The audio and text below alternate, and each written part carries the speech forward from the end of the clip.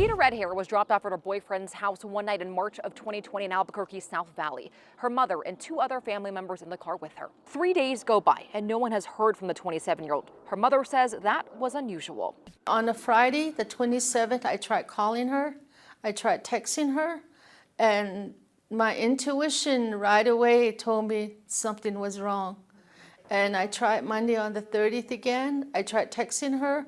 That's when her phone was stolen. The person with Pepita's phone said they bought it from someone. Since that day, the family has put out flyers on streets and buses and looked throughout the city for their daughter. Solving cases like this is no easy task. I talked with law enforcement about the roadblocks they face when solving Indigenous cases. I think there's still kind of a misconception on Navajo that there is, a lot of women and children missing, but, it's equal. It's, males are also people that are missing quite a bit. New Mexico having right around 10% of its population being Native American, but a majority of the murdered or missing cases are of Native Americans. There's a big disparity there. Captain Troy Velasquez was on the Missing and Murdered Indigenous Task Force at its inception back in 2019.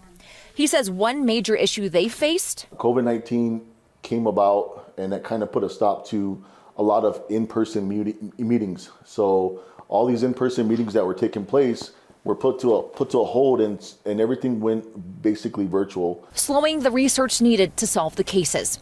Another issue, jurisdiction. We only have so much we can do. We have authority to basically charge people in the tribal court.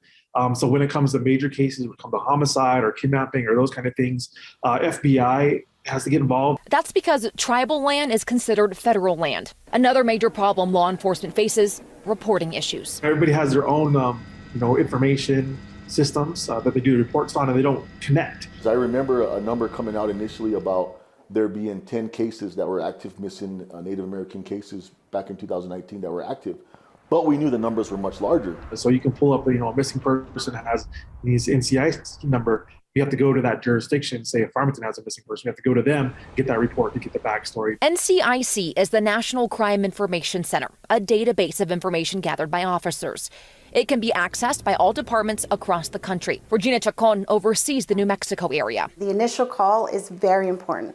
Law enforcement, they're boots on the ground. They're trying to get as much information. A major improvement has been made when filing missing persons reports. Law enforcement can now add tribal affiliation to a NCIC report. New Mexico, the first state in the country to have this option. It was in June of 2022. We had 51 entries into the tribal affiliation field, and what we've noticed is there were 35 that had tribal affiliation that were associated with the missing persons entries. Tribal affiliation, now mandatory in all those forms.